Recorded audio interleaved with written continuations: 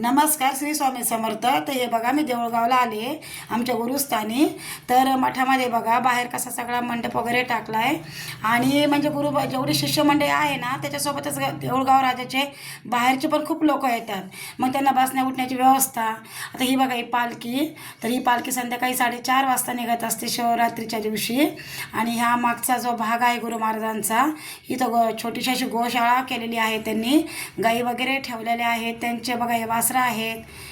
हे बघा किती सुंदर गाई वगैरे त्यांचे असं किती सुंदर ठेवलेले आहे. आणि त्याच्यानंतर आता हे जे शिवरात्रीला ना मोठा उत्सव असतो. आम्ही दरवर्षी इथं येतो. आणि ज्यांनी काही गुरुमंत्र घेतलेले नाहीत ना, ते गुरुमंत्र घेतात. त्याच्यानंतर परत इथं काय होऊन जातात, गुरुमंत्र आम्ही केलेला आहे, पण ज्यांचे राहिले ते घेतात. आणि प्रसादाचंही खूप सोय असते, राहण्याची सोय असते, मुक्कामाची सोय असते, परत वॉशरूम, त्याच्यानंतर परत आंघोळीची वगैरे सोय, सगळी सोय महाराजांनी इथं केलेली आहे. आणि त्याच्यानंतर काय होऊन जातं ना, की जेवढेही लोक येतात त्यांचे महाराज इतकी छान व्यवस्था ठेवतात. नाही बघा, पिण्याचं पाणी. आणि हे सगळं मठाचा आमच्या परिसर आहे.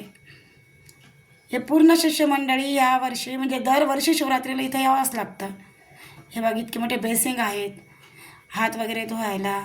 आणि आता इथं जे तुम्हाला दिसतं आहे ना, पूर्ण आता महाराजने पूर्ण फराळाची व्यवस्था ठेवलेली आहे. जेवढे शिष्यमंडळी येते आणि बाहेरचेही लोक येतात, सगळ्यांची अशी योग्य रीतीने व्यवस्था केलेली असते. पूर्ण फराळाचं वगैरे असतं. हे बघा पूर्ण बायका वगैरे सगळे एवढे सगळेजण करताय. आणि आता मग महाराजची आरती वगैरे होती.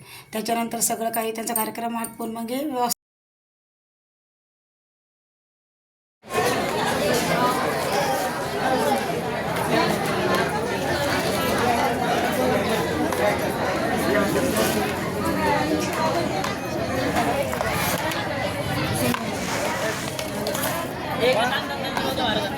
रताळ्याचा शिरा आहे.